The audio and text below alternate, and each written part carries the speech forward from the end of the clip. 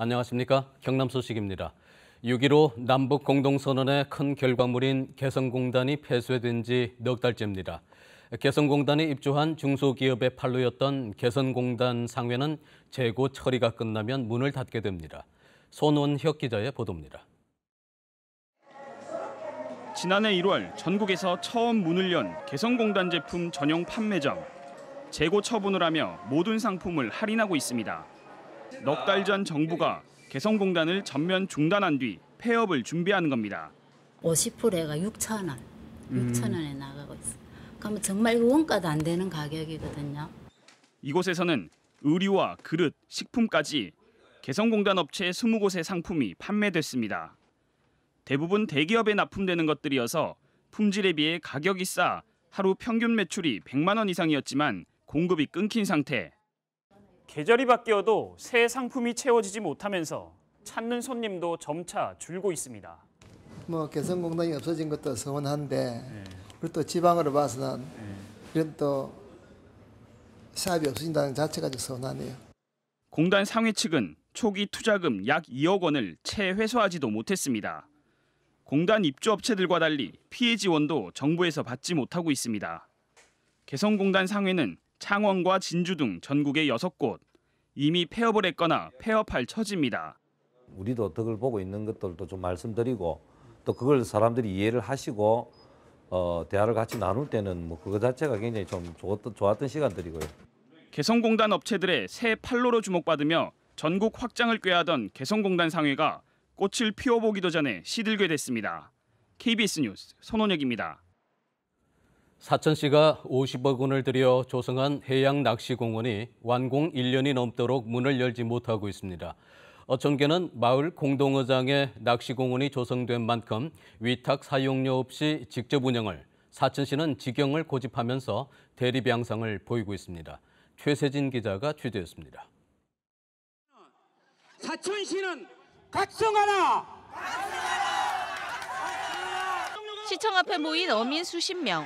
사천시 서포면 비토 어촌계 어민들입니다. 사천시가 비토섬에 조성한 해양 낚시공원을 다음 달부터 직접 운영하겠다는 방침에 반발한 것입니다. 사천시는 서포면 비토섬에 국비 등 50억 원을 들여 해양 낚시공원을 설치했습니다. 하지만 낚시공원은 1년이 넘도록 개장하지 못하고 있습니다. 해양 낚시공원을 위탁 관리하기로 한 비토 어촌계가 위탁 관리 사용료가 너무 많다며 반발해 1년째 위탁 관리가 유찰된 것입니다. 이 때문에 사천시는 다음 달부터 시에서 낚시공원을 직영 관리하기로 했습니다. 일단 우리 시라도 직접 해보면은 흑자가 나는지 직장에서 판단할 수가 있고 이렇게 하면 충분히 어민들하고 협의해가지고 얼마인지 지원해 줄 수 있는 조건이 생기기 때문에 부득이하게 우리 시가 직영이라도. 하지만 해당 어촌계는 크게 반발하고 있습니다. 사천시가 어촌계의 마을어장에 낚시공원을 조성하는 대신 운영권을 주기로 해놓고 약속을 지키지 않는다는 것입니다. 낚시공원을 완공하여 아무 조건 없이 비토 어민들한테 돌려준다고 했습니다. 시 행령에서 왜 거짓을 어민들한테 합니까? 1년을 끌어온 해양 낚시공원은 다음 달 개정하게 됐지만 사천시와 어촌계의 갈등은 쉽게 풀리지 않을 전망입니다. KBS 뉴스 최세진입니다. 교육부가 초등학생 수영교육 의무화를 추진하고 있지만 경남 지역 학교에는 수영장 등 인프라가 부족한 것으로 드러났습니다. 경상남도 교육청은 경남 전체 500개 초등학교 가운데 수영장을 갖춘 곳은 거제 동부초교와 진주교대 부설초교 2곳이라고 밝혔습니다. 지역 스포츠센터 수영장과 연계하더라도 창원 9곳, 진주와 김해 각각 4곳, 거제와 양산 각각 3곳 등으로 지역 3학년 이상 모든 학생을 의무 10시간씩 생존 수영 교육하기가 어려운 상황으로 집계됐습니다. 지난달 경남에서 거래된 분양권이 2,200여 건으로 나타났습니다.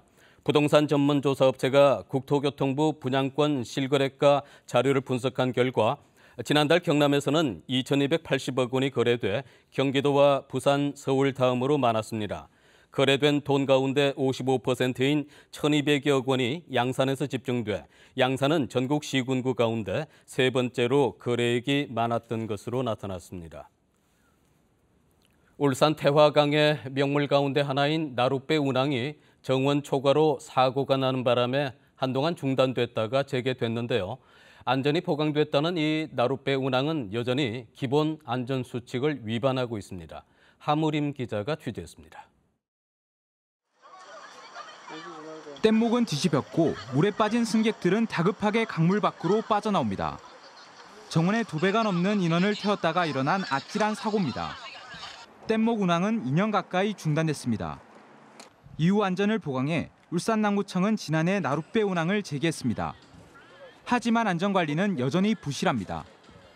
태화강 벤치마킹에 나선 다른 시군의 공무원이 나룻배에 올라탑니다. 구명조끼도 입지 않았고 정원도 초과했지만 아무런 제재도 없습니다. 구명조끼는 안 입어도 돼요? 입어야 되는데 안 입어가지고. 대폭 강화했다는 안전장비도 엉망입니다. 태화강 나루터에는 순환 사고를 대비한 안전요원이 1명밖에 없고 강가 한켠에 방치되어 있는 구명보트 외에는 별다른 구조장비도 없는 실정입니다. 해당 구청은 부실 관리를 인정하며 재발 방지 대책을 마련하겠다고 밝혔습니다. 공단에 저희가 공문을 보내보고 그런 일이 없도록 저희가 하겠습니다. 이렇게 철저하게 운영될 수 있도록 요구를 해야죠. 사고가 나도 부실한 관리로 일관하는 안전불감증이 승객들의 안전을 위협하고 있습니다. KBS 뉴스 하무림입니다. 갑자기 심한 어지럼증을 느끼는 이석증은 나이를 가리지 않고 발병할 수 있는데요. 한방을 통한 어지럼증 치료법을 강성원 기자가 전해드립니다. 45살 이주엽 씨는 몇 년 전 운전을 하다가도 갑자기 쓰러질 정도의 심각한 어지럼증을 자주 느껴 한의원을 찾았습니다. 진단 결과 양방에서 말하는 이석증으로 침과 뜸, 한약재를 사용한 한방 치료로 지금은 어지럼증을 거의 느끼지 않을 정도로 많이 호전됐습니다. 침은 대화를 하다가 고개를 살짝 기울였는데 핑 돌면서 어지럽고 막 쓰러지고 버리고 어떨 때는 아침에 자다가 일어나서 눈을 딱 떴는데 침대가 막 돌아가더라고요. 이석증은 귀의 평형기관에 정상적으로 위치하고 있는 돌가루가 떨어져 나와 반고리관으로 들어가 어지럼증을 유발하는 것으로 알려져 있습니다. 빈혈과는 원인이 다른 데다 증상도 구토감을 느낄 정도로 심한 어지럼증이 나타나며 대개 머리를 움직이지 않고 가만히 있으면 증상이 사라지는 경우가 많습니다. 양방에서는 주로 환자의 머리를 천천히 돌리거나 교정술 같은 물리치료 방법으로 치료하는 데 반해 한방에서는 침과 뜸으로 근육과 경맥을 이완시키고 한약재로 신장이나 비장 등 장기 건강을 돕습니다. 대체로 한 20-30% 정도에서 재발을 보이는데 그런 경우도 후속 치료를 잘 관리를 하시고 급격한 자세 변화를 가지지 않으시면 좋은 결과를 얻을 수 있습니다. 한의사들은 근육 긴장을 풀어주기 위해 따뜻한 물로 샤워를 하고 스마트폰이나 컴퓨터를 한 자세로 너무 오래 들여다보는 것도 좋지 않다고 권고합니다. KBS 뉴스 강성원입니다.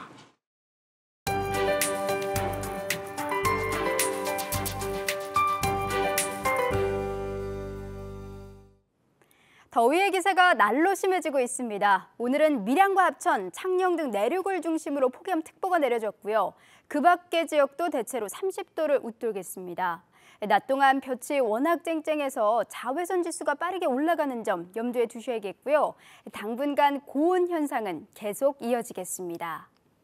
한편 장마 전선은 빠르게 북상하고 있습니다. 현재 일본 남쪽 해상에 위치해 있고요. 19일과 20일엔 제주도 부근까지 올라오겠습니다. 따라서 오늘 밤부터 장맛비가 지나는 곳이 있겠고 남해안을 중심으로 내일 아침까지 이어지겠습니다. 다행히 오늘 내일 강수량은 많지 않겠지만 다음 주는 제법 비다운 비가 지나겠습니다. 피해 입지 않도록 철저히 대비하셔야겠습니다. 오늘은 아침 공기 선선하게 출발합니다. 현재 창원 19도, 고성 18도로 출발해 낮 기온은 김해 30도, 함안 32도까지 오르겠습니다.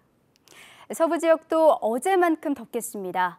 현재 진주가 17도로 가리키고 있고요. 낮 기온은 산청 30도, 합천 33도로 7월 하순의 더위가 이어지겠습니다. 바다에는 안개가 짙게 끼겠습니다. 물결은 0.5에서 최고 2m로 일겠습니다. 기상정보였습니다.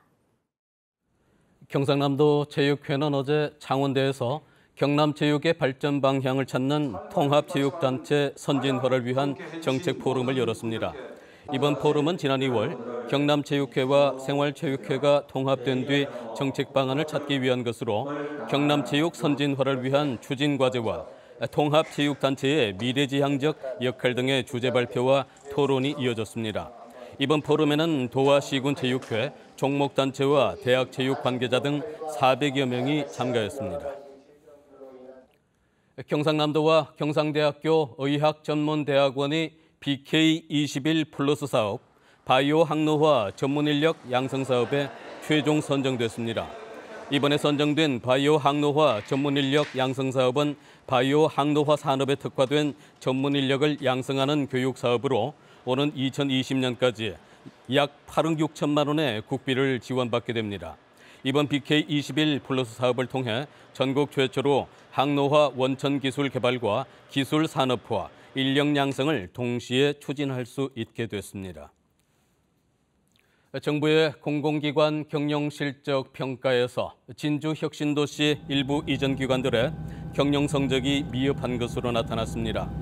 기획재정부가 전국 공공기관 116곳을 평가한 결과 진주 혁신도시 이전 기관 가운데 한국토지주택공사와 한국남동발전, 중소기업진흥공단은 두 번째 등급인 B등급으로 양호 판정을 받았습니다.